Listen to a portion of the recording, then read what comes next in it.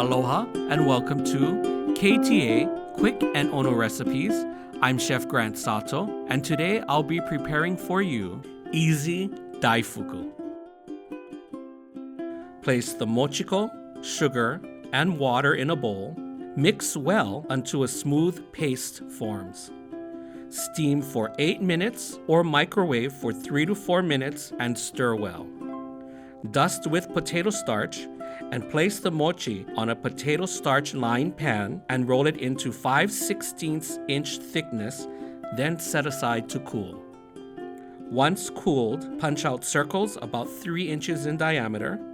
Place 2 to 3 tablespoons of koshi in the center of the circle. Press the strawberry point side down into the koshi.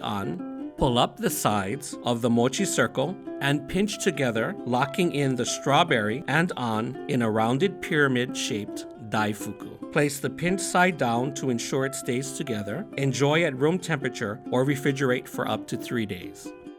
For this recipe and more, please visit ktasuperstores.com/recipes.